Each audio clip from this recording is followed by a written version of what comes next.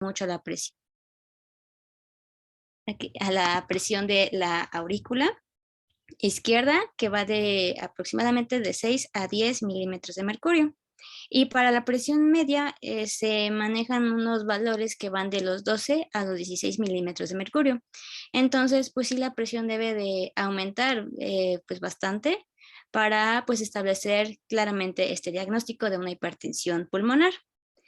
Y bueno, este trastorno va a evidenciar pues una vía final, una vía en común de múltiples anomalías biológicas que nos van a afectar a la circulación pulmonar. ¿Le das a la siguiente, por favor?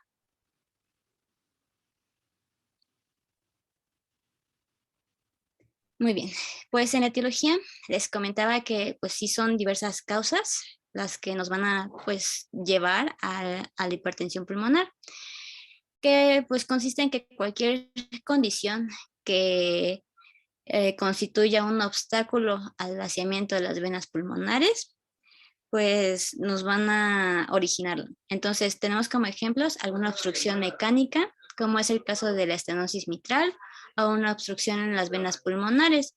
Aquí pues manejamos ciertos factores como son las enfermedades de la sangre, la falta de coagulación de la sangre que nos propicia la formación de, pues sí, trombos que pues van a obstruir pues de una forma la circulación sanguínea.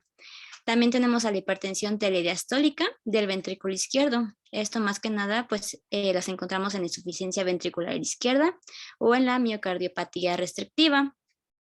Igualmente los procesos fibrosos de la vía aérea, como son en la enfermedad por enfisema pulmonar o enfermedades ubicadas en la membrana alveolo-capilar, ubicadas más bien dadas por enfermedades intersticiales.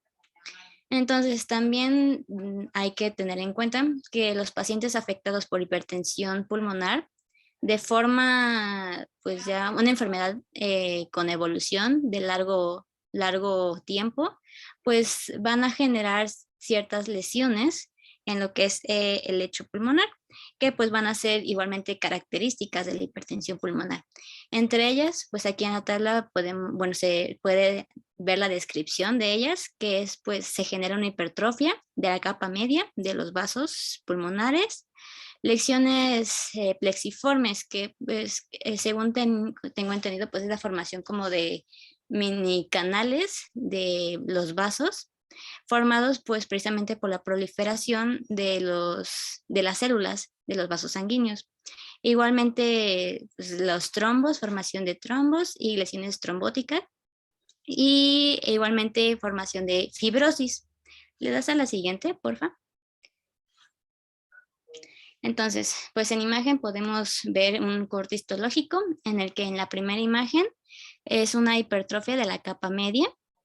En la segunda imagen es la fibrosis de la capa íntima y en la última imagen es una lesión plexiforme, que es esta formación como que de mini canales del vaso sanguíneo. Y pues bueno, también hay que tener en consideración que la hipertensión pulmonar es una enfermedad que puede ser silenciosa, ya que puede ser confundida con pues una falta de condición física. Sus síntomas pueden ser desde poco específicos hasta pues igualmente síntomas que veremos en el cuadro clínico más adelante. Y como les comentaba en un inicio, es la vía común de múltiples anomalías, producida por un sinfín de enfermedades, ya sea cardiológicas, pulmonares y de enfermedades sistémicas, que van a repercutir dañando lo que es el lecho pulmonar. La siguiente, porfa. Bien, para las clasificaciones, pues veremos que sí son diversas y pues cada una varía en sus componentes. Sin embargo, pues como un antecedente, digamos, que Paul Good en 1958 realizó la clasificación que es fisiopatológica de la hipertensión pulmonar, en donde sus categorías van a diferenciar varias enfermedades que afectan el lecho vascular pulmonar y el cómo alteran la fisiología. Y pues a partir de esta clasificación y con el paso del tiempo se fueron formando más clasificaciones, esto por un mejor conocimiento de la enfermedad. La siguiente, por favor. Entonces, aquí tenemos la clasificación fisiopatológica de Wood, que pues nos clasifica o nos divide a la enfermedad en, digamos, siete categorías distintas, comenzando con la que es pasiva o venosa, que se caracteriza por un aumento de las resistencias pulmonares, venosas o por lo que sería la presión capilar media. Aquí, pues más que nada, incluye trastornos como son las cardiopatías izquierdas, la trombosis venosa pulmonar, la pericarditis constrictiva o el derrame pericárdico o taponamiento cardíaco. En la que es hipercinética, aquí se aumenta el flujo pulmonar, va a aumentar siendo superior al sistémico, provocado por un cortocircuito de izquierda a derecha. Esto, pues más que nada, podemos encontrarlo en las cardiopatías congénitas, en las que pues son cianóticas o no cianóticas. E igualmente a esta categoría, su evolución recibe el nombre de síndrome de Eisenmenger. En la categoría obstructiva, esta va a ser por el resultado de una embolia masiva o embolismos múltiples, que igualmente puede ser aguda, subaguda o crónica, y que también la puede originar lo que es la ligadura quirúrgica por reparación de una arteria pulmonar principal. En el caso de la categoría obliterativa, esta la vamos a encontrar en enfermedades como es el enfisema o la fibrosis intersticial. También pues agrega la vasculitis o la endarteritis de grandes o pequeños vasos pulmonares. En la clase vasoconstrictora, esta ocurre por una respuesta a la hipoxia alveolar aguda o crónica y igualmente complica infecciones respiratorias agudas o enfermedades pulmonares crónicas. En la que es poligénica, esta va a aparecer ya sea en la forma pasiva o venosa o en la que es obliterativa. Y aquí pues se van a complicar por factores vasoconstrictores hipóxicos, que igualmente acompañan a lo que es el enfisema pulmonar o a la trombosis pulmonar. Y por último, la que es de clase reactiva, esta va a acompañar igualmente a la que es pasiva o venosa y a la que es hipercinética. Y esta en sus primeras fases cursa con vasoconstricción reversible y posteriormente evoluciona a dar cambios anatomopatológicos que llegan a ser ya irreversibles y al final terminan conduciendo a un fallo derecho terminal. La siguiente. Bien, en la clasificación clínica, esta pues digamos ya es la clasificación como más actual y la que pues más se usa. Esta pues encontramos que fue actualizada hace unos años, como por el 2013 o 2015, y pues fue revisada por lo que son las sociedades cardiológicas europeas y sociedades respiratorias europeas. Entonces, aquí más que nada se van a distinguir dos clases, que es la hipertensión pulmonar y la hipertensión arterial pulmonar. Y pues habíamos leído que pues realmente casi viene siendo redundante hacer esta diferenciación de etimologías, no, de la definición, perdón, debido a que pues el proceso ya involucra en sí lo que es un problema arterial. Sin embargo, pues esta clasificación se ve pues mejor en la siguiente diapositiva, por favor. Esta clasificación pues nos divide lo que es primero la hipertensión arterial pulmonar y después la hipertensión pulmonar en 5 grupos distintos. Y bueno, estas diferencias, su diagnóstico va a ser el mismo, o sea, medir la presión arterial pulmonar media por cateterismo cardíaco derecho y que sea superior a los 25 milímetros de mercurio. Sin embargo, las diferencias están en la enfermedad que lo está provocando y en cómo está afectando la circulación. Entonces, en la hipertensión arterial pulmonar, pues aquí se tiene que, pues realmente aquí el daño no va a causar, no, más bien, en la hipertensión que es solamente pulmonar, no hay como tal un daño en la presión que sea anterior a la aurícula izquierda o al ventrículo izquierdo o al aumento del gasto cardíaco. Por lo tanto, en la hipertensión arterial pulmonar sí lo hay. Entonces, aquí incluimos lo que son las causas idiopáticas, o sea, si la causa no va relacionada a alguno de estos factores que vienen debajo, se le va a dar una clasificación idiopática. En el caso de la clasificación, bueno, de la causa más bien hereditaria, se va a dar más comúnmente por la mutación en el gen BMPR2. Sin embargo, se han asociado más afecciones a otros genes que igualmente la van a provocar. Sin embargo, pues estos en menor medida, ya que pues el principal o el que se ha encontrado mejor es el gen del BMPR2. La inducida por fármacos o por toxinas. Aquí se ha asociado lo que es el consumo crónico, en el caso de los fármacos, de aquellos que se llaman anorexigénicos, que son usados para bajar de peso. Y en cuanto a las toxinas, igualmente es asociado muy común al consumo crónico de la cocaína. La hipertensión arterial pulmonar asociada también a enfermedades del tejido conectivo, ya que igualmente las personas que sufren de estas enfermedades han llegado a tener un peor pronóstico si pues igualmente son afectados por la hipertensión pulmonar. Igualmente infecciones por el VIH, esto porque sabemos que pues el VIH va a bajar todo lo que son las barreras inmunes del cuerpo y pues de la persona, propiciándola a padecer mayores enfermedades. E igualmente la inflamación causada por estos células polimorfonucleares va a provocar también un daño a lo que es el lecho pulmonar. La hipertensión portal, las enfermedades cardíacas congénitas e igualmente está asociada a la quistosomiasis. De aquí pues ya dividimos lo que es solamente hipertensión pulmonar, que volvemos es dividida en 5 grupos. El primer grupo es aquel que es causada por enfermedades venoclusivas pulmonares o hemangiomatosis capilar pulmonar. E igualmente sus, digamos, subcategorías, subclasificaciones o sus etiologías son idiopáticas, heredables, inducidas por fármacos o asociados a otras enfermedades. E igualmente se incluye la hipertensión pulmonar persistente al recién nacido. En el grupo 2, pues son las causadas por una cardiopatía izquierda. En el grupo 3, esta es causada por una hipertensión pulmonar secundaria a una enfermedad pulmonar crónica o una hipoxemia crónica. Y en el grupo 4, pues es la hipertensión pulmonar causada por una enfermedad tromboembolítica crónica.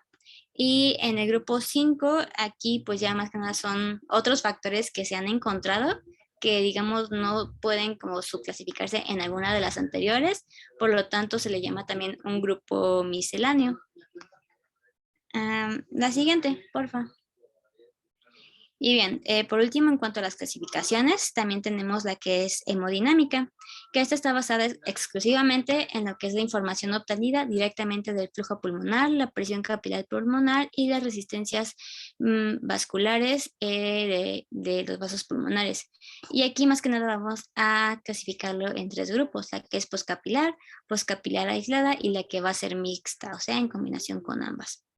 Entonces, en la clasificación poscapilar, pues aquí vamos a tener una presión arterial media de los vasos pulmonares, mayor a los 25 milímetros de mercurio, y una presión de oclusión de la arteria pulmonar, mayor a los 15 milímetros de mercurio.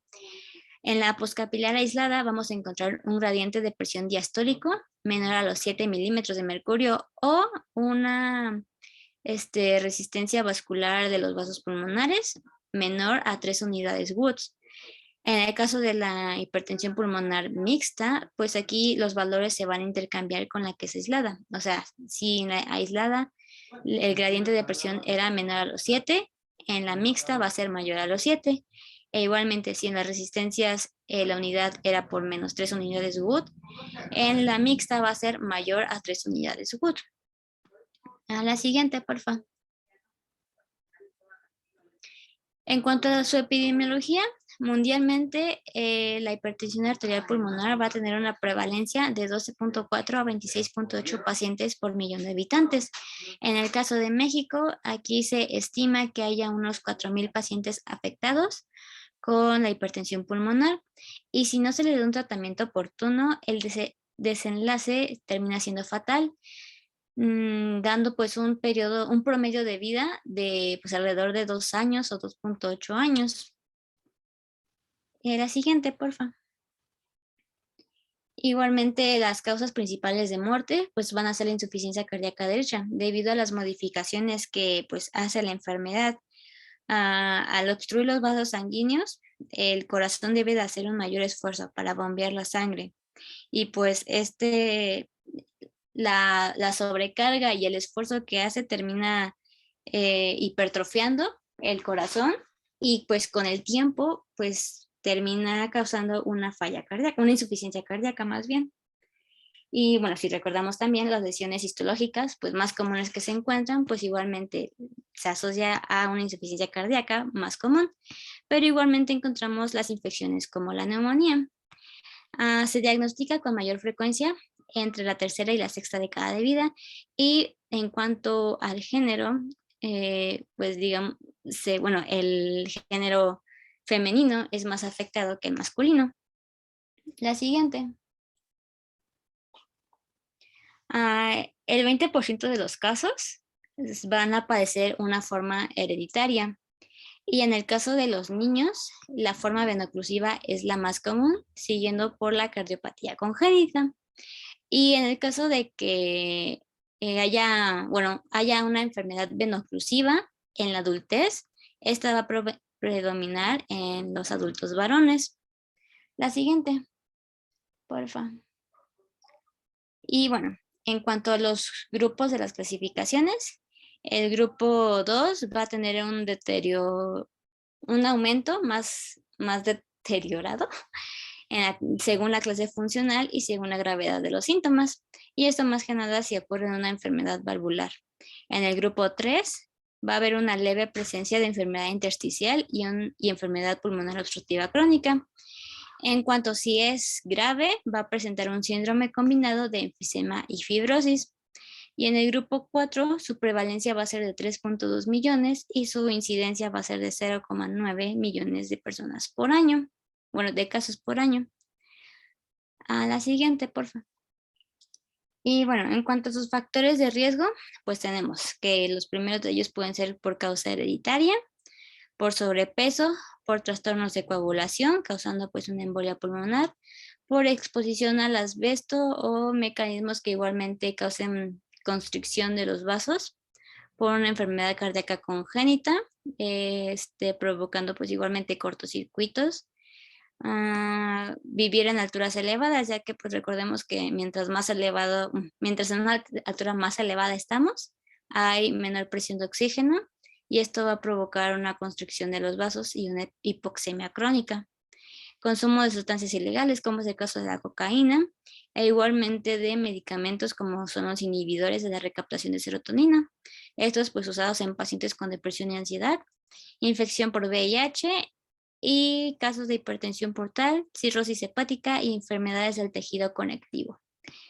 Y pues bueno, ya pasamos a lo que sería explicar la fisiopatología. Bueno, entonces, como comentó Ken, vamos a continuar con la fisiopatología y primero les voy a dar como una explicación muy general de pues, en qué consiste esta fisiopatología y en la siguiente diapositiva ya les voy a explicar un poco más a detalle cómo es que que se desarrolla. Y bueno, aquí tenemos que la fisiopatología de la hipertensión pulmonar está caracterizada por ser un proceso multifactorial. En su desarrollo participan múltiples factores celulares y moleculares que como resultado nos van a dar un remodelado de la pared de los vasos pulmonares de pequeño calibre mediante 4 mecanismos fundamentales que son la vasoconstricción, la proliferación celular, la trombosis y la acción de factores inmunitarios o inflamatorios. Y bueno, este remodelado de la pared vascular como consecuencia va a llevar a una obstrucción progresiva de los vasos sanguíneos pulmonares y va a ocasionar un aumento progresivo de la resistencia vascular y por tanto un aumento de la presión arterial pulmonar. Y como ya nos comentaban, esta consecuencia de este aumento progresivo de la resistencia vascular, pues va a generar una carga de trabajo excesiva sobre el ventrículo derecho, que si continúa durante mucho tiempo puede resultar en insuficiencia ventricular derecha e incluso en la muerte del paciente. Y para entender ¿Cómo esto se le de llama eso? A la insuficiencia del ventrículo derecho, secundaria a una patología a nivel pulmonar. insuficiencia cardíaca. Exactamente. Adelante. Ok. Entonces, bueno, les decía que para entender esto un poco mejor tenemos la imagen que está ahí Entonces, bueno, como les comentaba, pues va a haber este remodelado vascular que lo que va a ocasionar pues es la obstrucción vascular progresiva, que se puede ver aquí mejor en esta imagen, que se ven los vasos de pequeño calibre como más pues reducidos. Entonces, al haber esta obstrucción, va a haber pues esta resistencia vascular aumentada. Entonces, como el ventrículo derecho va a tratar de que esta sangre pase a través de estos vasos que están obstruidos, pues va a estar generando un trabajo excesivo. Y pues de hecho no toda esta sangre pues va a lograr pasar a través de los vasos. Entonces se va a comenzar a acumular y acumular en lo que es el ventrículo. E incluso puede hacer que pues la sangre comience a regresarse hacia la aurícula derecha y ocasionar lo que es una dilatación auricular. Y bueno, como les mencionaba, va a estar haciendo el ventrículo derecho todo este trabajo excesivo. Entonces, pues va a llegar un momento en el que ya todo el trabajo que está como generando ya no va, o sea, ya no va a poder seguirlo generando, ya no va a ser suficiente, va a haber un fallo que nos va a condicionar pues la insuficiencia ventricular derecha. Y como les mencionaba, si esto sigue continuando, nos va a llevar a la muerte del paciente. Y bueno, aquí está lo que les comentaba, que les voy a explicar como un poco más a detalle cómo es que se llevan a cabo estos cuatro mecanismos.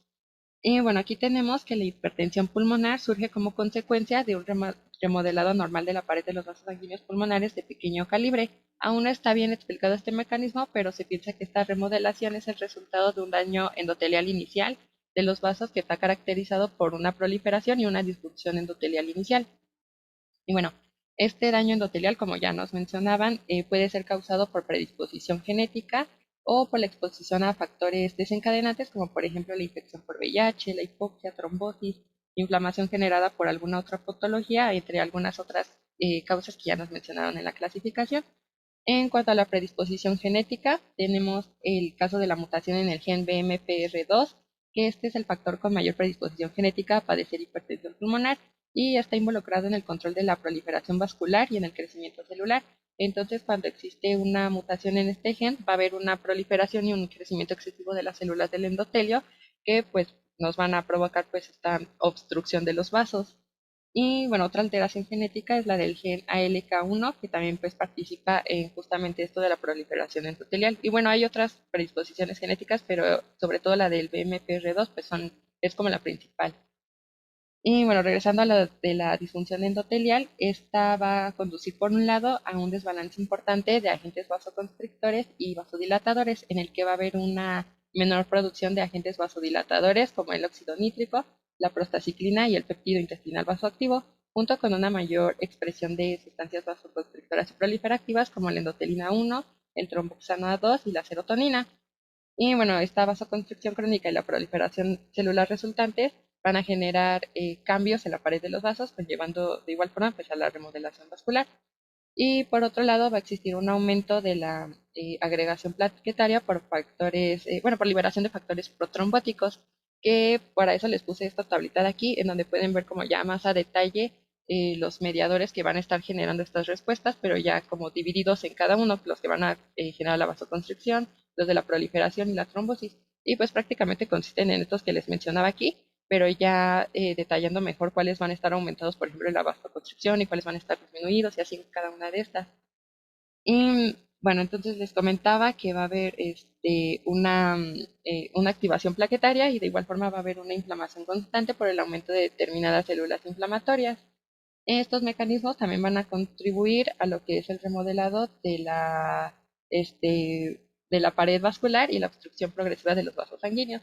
Y ya por último, igual lo que les mencionaba, este remodelado pues va a causar un aumento de la resistencia vascular que va como consecuencia a tener un trabajo excesivo del ventrículo derecho y así pues una insuficiencia cardíaca y pues si esto sigue progresando, la muerte. Bueno, en cuanto al cuadro clínico, en los síntomas de la hipertensión pulmonar, tenemos que estos suelen ser inespecíficos, como ya nos comentaban en el inicio, y están relacionados principalmente con la disfunción del ventrículo derecho. Dentro de estos síntomas, el más característico o de presentación más frecuente es la disnea. Otros síntomas frecuentes son la fatiga, la debilidad, la angina o el dolor precordial y el síncope. Y algo importante también a mencionar es que generalmente estos síntomas van a ser, pues al inicio, son inducidos por el esfuerzo físico y estos ocurren en reposo cuando la enfermedad ya está avanzada. Y bueno, aquí tenemos esta tablita que es sobre la clasificación funcional de la hipertensión arterial pulmonar. Aquí se divide a los pacientes en 4 clases dependiendo de cómo estos síntomas limitan o no su actividad física. En la clase 1 tenemos a pacientes con síntomas mínimos que no limitan su actividad física. En este caso, el paciente puede estar tanto en reposo como al hacer una actividad normal. En la clase 2, los pacientes van a tener síntomas que limitan levemente la actividad física. Aquí el paciente puede estar normal al reposo, pero al hacer actividad física ordinaria va a comenzar a presentar los síntomas. En la clase 3 tenemos pacientes con síntomas que limitan la actividad física de forma marcada. Aquí, al igual que en la clase 2, el paciente va a estar normal al reposo, pero al hacer una actividad física, aquí comparada con la clase 2, es una actividad física inferior a la ordinaria, el paciente presenta los síntomas. Y en la clase 4 son pacientes con síntomas que le incapacitan para realizar cualquier actividad física. Y aquí ya es cuando, tanto el reposo como al realizar cualquier actividad, pues los pacientes van a estar presentando estos síntomas. En cuanto a los signos físicos, podemos encontrar elevación parasternal izquierda, intensificación del segundo ruido cardíaco, un soplo pansistólico, que quiere decir que va a estar, o bueno, va a durar toda la sístole, y este se va a deber a la regurgitación tricúspide que va a estar presente. Un soplo de insuficiencia pulmonar, que este es un soplo proteodiastólico que se debe a la regurgitación de la sangre desde la arteria pulmonar hacia el ventrículo derecho, y en los casos avanzados de la enfermedad puede presentarse ingurgitación yugular, hepatomegalia, ascitis, edema periférico y cianosis. Y bueno, además de todos estos signos que ya les comenté, se pueden presentar otros datos clínicos propios de la patología que está asociada a esta hipertensión pulmonar. Y bueno, continuando con el diagnóstico, este consta de 4 fases. La primera de ellas es la sospecha, que está compuesta, o, sí, bueno, que está integrada más bien por la historia clínica, la exploración física y estudios básicos como el electrocardiograma y la radiografía de tórax. En la fase 2 tenemos la detección por ecocardiograma torácico. En la fase 3 es la de caracterización, que esta consiste en identificar el tipo de hipertensión pulmonar mediante la realización de estudios complementarios. Y por último, la fase 4, en donde es una evaluación funcional y hemodinámica. Aquí se realizan pruebas de tolerancia al ejercicio y el cateterismo cardíaco derecho. Entonces vamos a comenzar con la primera fase, que es la de sospecha. Este es el primer aspecto que se debe de tener en cuenta, debido a que si no se sospecha la enfermedad, pues nunca se va a poder llegar al diagnóstico. Esta sospecha clínica está basada en la presencia de factores de riesgo, los síntomas y la exploración física del paciente, por lo que el abordaje inicial requiere de la elaboración de una historia clínica y un examen físico completo. Esta historia clínica debe de incluir antecedentes tanto familiares como personales de defectos cardíacos o genéticos, y además pues hay que recordar aquí que el síntoma más común, como les mencionaba, es la disnea. Entonces se debe de realizar un interrogatorio dirigido a esta sintomatología cardiorrespiratoria.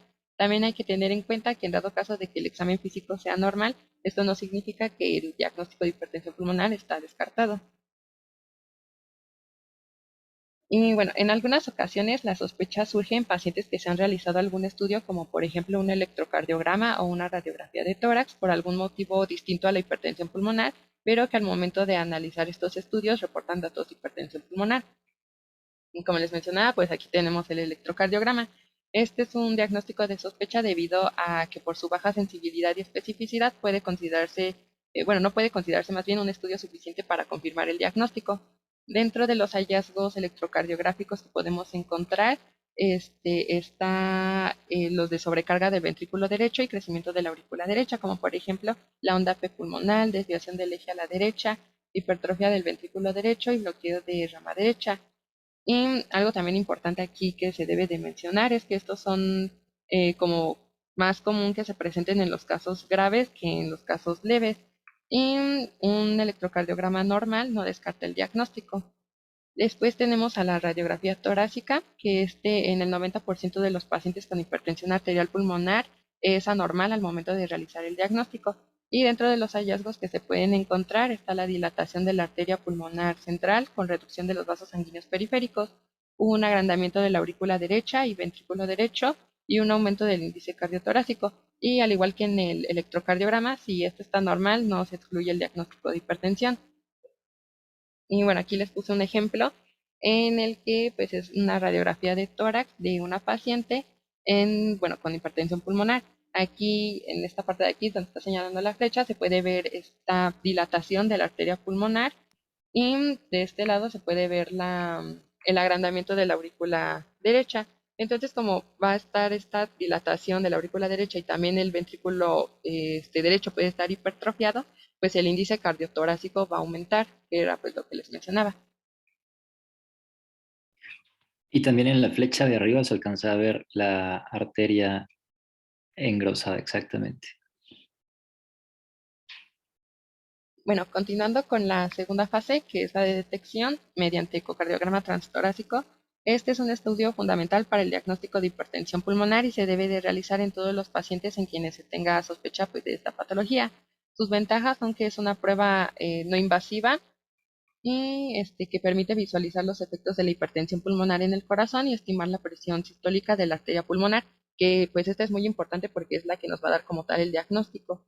Para obtener la presión sistólica pulmonar se debe de realizar un cálculo que tome en cuenta algo llamado velocidad pico de la regurgitación tricuspidia y la presión de la aurícula derecha. Sin embargo, para obtener la presión de la aurícula derecha igual se requiere pues, realizar un cálculo, el cual pues varias veces puede tener pues, imprecisiones.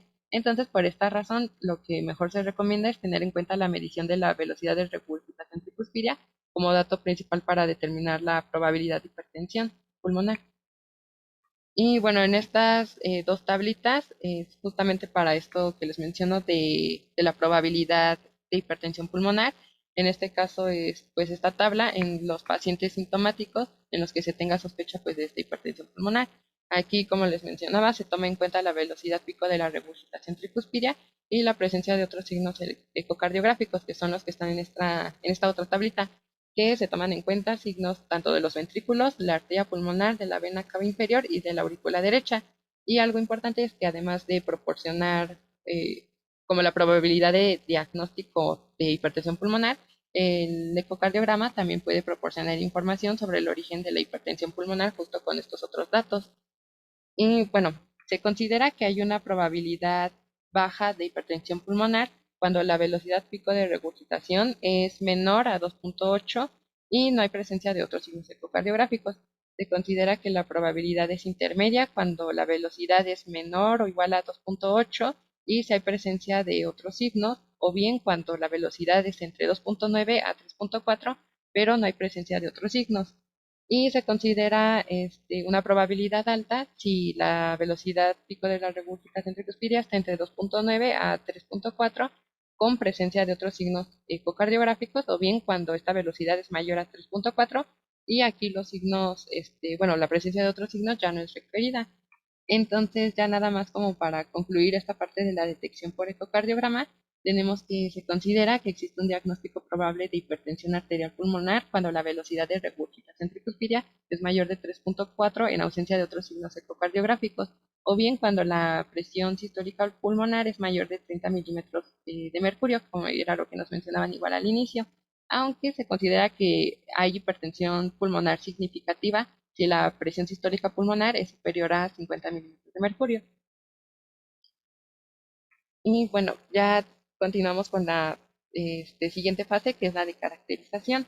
Entonces, aquí tenemos que una vez que se ha detectado la hipertensión pulmonar, se debe de intentar identificar el tipo de hipertensión pulmonar pues, que tiene el paciente. Esto quiere decir que hay que clasificarla en uno de los 5 grupos que ya de la clasificación que nos mencionaban igual en un inicio.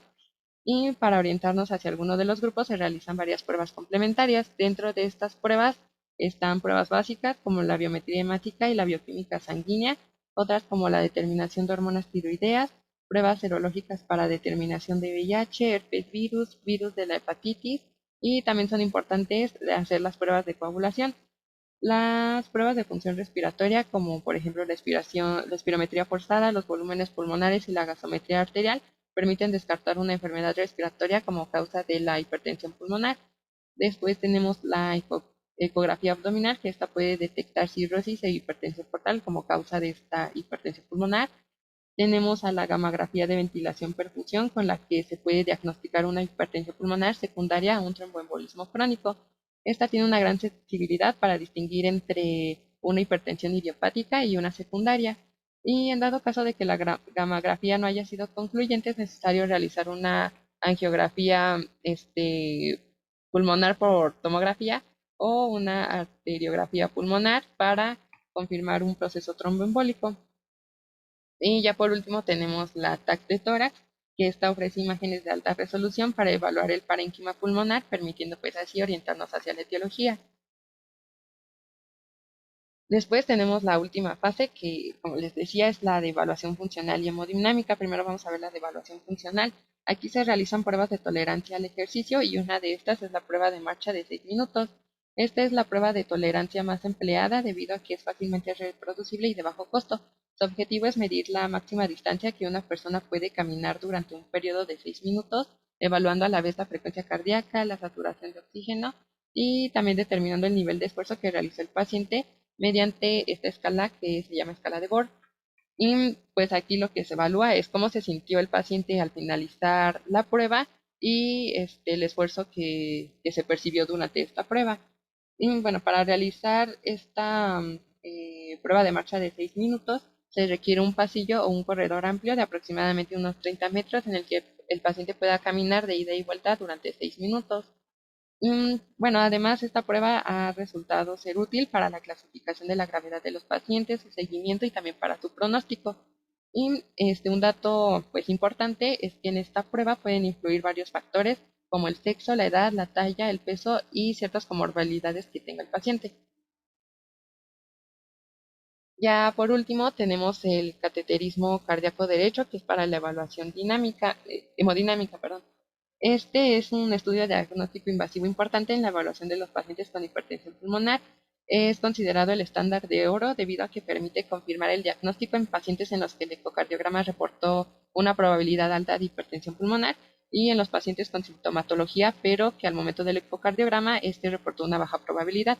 Además de confirmar el diagnóstico, también permite evaluar la gravedad, valorar el pronóstico del paciente y valorar una terapia farmacológica. Este cateterismo determina directamente el valor de la presión arterial pulmonar, así como la medición de la presión arterial pulmonar media, la presión en la aurícula derecha, la presión de enclavamiento pulmonar, que este es un parámetro muy útil porque nos permite distinguir entre un origen arterial o un origen venoso de la hipertensión pulmonar en los pacientes con patología del ventrículo izquierdo. También permite la medición del gasto cardíaco y las resistencias vasculares pulmonares. Y bueno, este diagnóstico de hipertensión pulmonar, igual ya nos lo mencionaron en un inicio, pero es importante, se realiza a través de cateterismo cardíaco derecho con la presencia de presión arterial pulmonar media mayor de 25 milímetros de mercurio. Y bueno, junto con el cateterismo tenemos la prueba de vasoreactividad, que debe de hacerse en el momento del cateterismo para identificar a los pacientes que podrían beneficiarse de una terapia a largo plazo con bloqueadores de los canales de calcio como pues tratamiento. Para esto se deben de utilizar fármacos de acción inmediata y fáciles de administrar, como los que están en esta tablita de aquí. El más utilizado actualmente es el óxido nítrico, pero igual se pueden usar la adenosina y el epoprostenol. Y se considera una respuesta positiva a esta terapia una reducción de la presión arterial media mayor de 10 milímetros de mercurio, y aproximadamente solo el 10% de los pacientes cumplen con este criterio para la realización de esta terapia.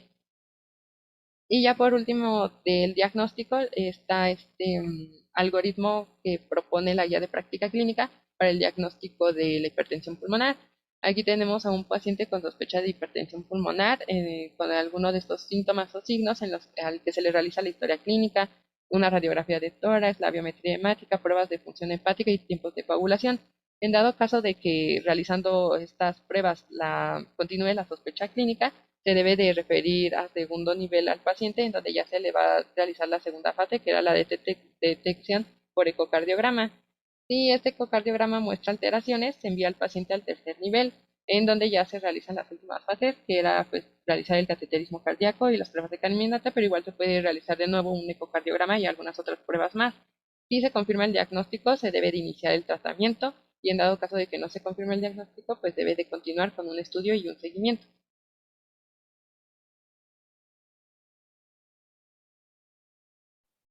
Bueno, en cuanto al tratamiento para la hipertensión arterial pulmonar, esta ha ido evolucionando en complejidad y evidencia y pues se van a incluir criterios de valoración de la severidad y de la respuesta de los distintos tratamientos. Aquí vamos a ver algunas estrategias terapéuticas y dentro de ellas vamos a tener en primer lugar a la terapia no farmacológica, como la rehabilitación, y en los pacientes deben tomar programas de rehabilitación cardiorrespiratoria y muscular que tiene que ser supervisada durante los primeros 3 meses y se va a controlar con el pulso, la frecuencia cardíaca y la saturación de oxígeno. Los ejercicios aprobados son aeróbicos como el cardio, cargas livianas o pesas de 1 a 2 kilogramos, ejercicios respiratorios, y una vez que se complete la fase supervisada, los pacientes van a poder continuar su rehabilitación en su domicilio de 3 a 5 veces por semana. En cuanto a la terapia básica y recomendaciones generales, se recomienda la oxigenoterapia domiciliaria y esta está indicada para mantener la saturación de oxígeno por encima del 90%. Se recomienda también evitar drogas que probablemente puedan provocar la hipertensión pulmonar, como el uso de aminorex, fenfluramina, cocaína o dexfenfluramina. También suele adicionarse diuréticos como la furosemida o la hidroclorotiazida, que pueden estar asociados o no a medicamentos antialdosterónicos como la espironolactona, y esto es fundamentalmente para pacientes con evidencia de volumen extravascular aumentado y en pacientes que tienen evidencia clínica de insuficiencia ventricular derecha. La utilización de anticoagulantes específicos no está basado en estudios controlados, pero es un hecho la predisposición de los pacientes a eventos trombóticos por las anormalidades en las vías de coagulación presentes en la etiopatogenia y progresión de la enfermedad. También la vida sedentaria y el hallazgo de trombosis en las autopsias de estos pacientes favorecen su recomendación, excepto en pacientes con hipertensión portopulmonar con varices esofágicas. Siguiente, por favor. En cuanto a la terapia farmacológica específica, estos han demostrado mejoría en los síntomas, en la capacidad de hacer ejercicio, los parámetros hemodinámicos y pues casi todos ellos van a retrasar el tiempo hasta el deterioro. En primer lugar tenemos a los antagonistas del calcio y bueno, esto es recomendado en los pacientes con un test de vasoreactividad agudo positivo, que son entre un 10 y 15% de todos los casos, y deben utilizarse a dosis elevadas, como por ejemplo el nifedipino de 120 a 240 miligramos al día y el diltiazem de 240 a 720 miligramos al día, aunque solo la mitad de los pacientes va a mantener una respuesta mantenida. En efectos secundarios suele haber hipotensión y edema periférico, y pues bueno, estos están indicados únicamente en pacientes con hipertensión pulmonar primaria, familiar o asociada a drogas en clase funcional 1 o 2. Siguiente, por favor. También tenemos a los fármacos de la vía endotelina. Y pues bueno, la activación del sistema de la endotelina va a causar vasoconstricción y proliferación vascular a través de la unión de los linfosomas de los receptores A y B en el músculo liso. Aquí los fármacos bloqueadores de los receptores de la endotelina han mostrado mucha utilidad y se administran por vía oral. De estos tenemos 3 fármacos principales, que es el ambrisentan, que es un bloqueador selectivo del receptor de la endotelina A y es poco hepatotóxico, aunque puede producir edema. En el segundo tenemos el bosentan, que es un antagonista dual de los receptores de la endotelina y este es el que se dispone más experiencia. También se ha utilizado en niños y en pacientes con el síndrome de Ernst-Menger y se metaboliza en el hígado, por lo que va a requerir control mensual de la función hepática. También tenemos el macitentan, que es un antagonista dual de los receptores de la endotelina y es el último fármaco aprobado de este grupo para pacientes en clase funcional 2 a 3 con hipertensión pulmonar idiopática, aunque bueno, se asocia en un 4% a anemia. Siguiente, por favor. De igual manera están los fármacos de la vía de la prostaciclina, y pues la prostaciclina es un derivado del metabolismo del ácido araquidónico en el endotelio vascular. Es un potente vasodilatador y inhibe el crecimiento de las células musculares lisas y la agregación plaquetaria. Tenemos de igual manera unos cuantos ejemplos, como el epoprostenol o prostaciclina sintética. Y bueno, estas son el tratamiento del que se dispone más experiencia clínica y demuestran una mejora en la supervivencia de los pacientes de la clase funcional 3 y 4 con la forma primaria de hipertensión pulmonar. La principal limitación con este fármaco es que tiene una vida media muy corta de 3 minutos y debe administrarse por un catéter central de forma continua. Aquí los efectos secundarios más frecuentes son dolor mandibular, cefalea, náuseas, enrojecimiento cutáneo y pues bueno, esto va a estar relacionado según la dosis, pero pues suele ser aceptablemente tolerados. También tenemos el iloprost inhalado, que es un análogo de la prostaciclina con vida media de 20 minutos y se administra por vía inhalada. El mayor inconveniente pues también es su vida media corta y que debe inhalarse entre 6 y 12 veces al día. Los efectos secundarios más frecuentes son la tos y los síntomas ligados a la vasodilatación sistémica que produce.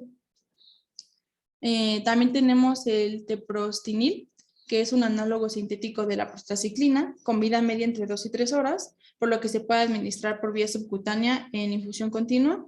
Y pues bueno, en el 85% de los casos va a producir dolor local en el punto de la infusión y puede llegar hasta provocar la interrupción del tratamiento en un 8% de los casos. Siguiente, por favor. En cuanto a la terapia combinada, la experiencia de una terapia de combinación está aumentando y con esto hay una reducción del empeoramiento clínico, aunque no en la mortalidad. Un tratamiento en combinación, como lo habíamos visto con la terapia de rehabilitación y los principales fármacos, muestra un 50% de reducción de eventos adversos frente a la monoterapia, por lo que se plantea su uso desde el inicio en pacientes de alto riesgo. En cuanto a los indicadores de la cirugía de septostomía auricular, esta está indicada en pacientes con enfermedad pulmonar veno-oclusiva y con hemangiomatosis capilar. Bueno, aquí este grupo de pacientes son los que tienen el peor pronóstico y deben ser enviados para evaluación de trasplante desde el diagnóstico. Para pacientes con mal pronóstico, a pesar del tratamiento médico, y pues bueno, estos deben ser referidos para evaluación de trasplante bipulmonar o cardiopulmonar. Para pacientes en clases 3 y 4 y pacientes con insuficiencia cardíaca derecha refractaria o con síncopes de esfuerzo. Bueno, la cirugía puede proporcionar un beneficio clínico adicional y puede ser un puente al trasplante pulmonar cuando no se dispone de las opciones terapéuticas o cuando éstas fracasan. También puede ser usada como tratamiento de destino si el trasplante no es factible. Bueno, ¿qué es lo que se busca con la septostomía? Se busca una descompresión de las cavidades derechas por el shunt de derecha e izquierda que se va a causar, aunque debe ser evitada en pacientes en estadios finales. Siguiente, por favor. Bueno, ya como último en la parte de... Bueno, perdón. Por último tenemos el trasplante y bueno, en la actualidad la sobrevida con las terapias farmacológicas es superior al trasplante bipulmonar, de manera que es preferible agotar la instancia farmacológica antes de proceder a este. En cuanto a los candidatos para el trasplante, son los pacientes en clase funcional 3, en terapia combinada máxima disponible o en pacientes en clase funcional 4 con enfermedad rápidamente progresiva. Pacientes con enfermedad veno-oclusiva y con hemangiomatosis capilar pulmonar. Y pues bueno, estos son los subgrupos de peor pronóstico y su única terapia aprobada es el trasplante. También se debe considerar la etiología de la hipertensión pulmonar, dado que los pronósticos van a variar según ella. Por ejemplo, los pacientes con síndrome de Eisenmenger tienen mejor sobrevida que los pacientes con esclerodermia. En el grupo con cardiopatía congénita se prefiere corregir el defecto y valorar después la necesidad del trasplante. La sobrevida global post-trasplante pulmonar a 5 años es del 45 al 50% y bueno, después de los 10 años se eleva al 45 al 66%. Esto basado en la evidencia de la International Society Heart Lung Transplantation. Aquí en la parte inferior les agregué un dato según lo reportado por la Sociedad Internacional de Trasplante de Corazón y Pulmón, y es que menos del 5% de todos los trasplantes bipulmonares tienen como etiología la hipertensión pulmonar. Siguiente, por favor. Bueno, ya por último, pasando a las complicaciones y a la prevención. En cuanto a las complicaciones, como hemos estado revisando, esta es una enfermedad de las arterias pulmonares por la proliferación vascular y su remodelación. En ella existen 3 factores que son los que caracterizan los hallazgos patológicos, como la vasoconstricción, la trombosis in situ y el remodelado obstructivo de la pared de los vasos pulmonares.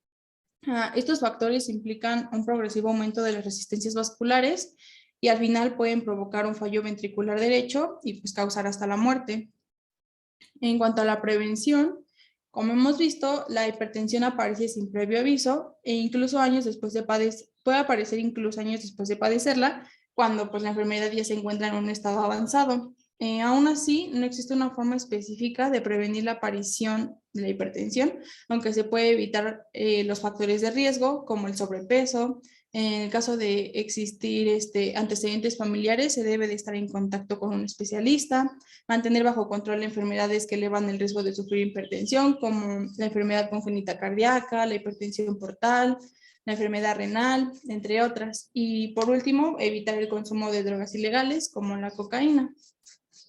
Siguiente, por favor. Y pues bueno, eso fue toda de nuestra parte. Muchas gracias por su atención. Muy bien, bastante completa su presentación. Muchas felicidades. A ver, entonces, bueno, rapidísimo, la prueba, o sea, el papel de un médico general o del primer contacto en realidad es tener la sospecha, ¿sale? Y ordenar los estudios pertinentes para posteriormente referir al paciente. Como tal, ya hacer la clasificación, pues ya depende más de un segundo o tercer nivel. Entonces, ¿cuáles serían los datos que tienen que hacer que se prenda el foquito de que estamos ante un paciente con una probable hipertensión arterial? Primero, ¿cuáles son los factores de riesgo? Pues en primero de ellos, el contar con un antecedente familiar que haya padecido ya hipertensión pulmonar. Y pues igualmente se incluyen la toma de medicamentos que provocan la vasoconstricción, la hipoxia crónica por enfermedades ya pulmonares y... Exactamente, ahí tendríamos bueno, que incluir el igualmente antecedente de tabaquismo. Sí, ajá, obesidad, tabaquismo, pero pues ya hablamos también de los factores que sí van a ser prevenibles y de aquellos que no. Ok, perfecto. ¿Qué síntomas son los que requiere el paciente que me hacen sospechar que podría tener hipertensión arterial pulmonar? Disnea de esfuerzo de pequeños esfuerzos. Igualmente episodios de tos, que pues sí son bastante repetitivos. El dolor precordial. Incluso creo que se puede agregar la hemoptisis.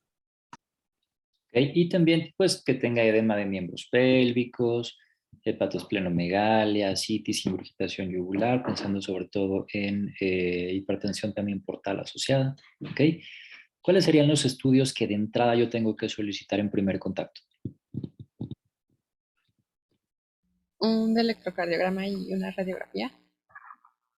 Exactamente. Y también podríamos complementarlo con estudios de sangre, biometría hemática para ver si tiene elevado el hemograma, química sanguínea para ver cómo está su velocidad de sedimentación, ver si tiene algún dato de alguna vasculitis. Todas las vasculitis de entrada nos van a elevar la velocidad de sedimentación globular y la proteína C reactiva.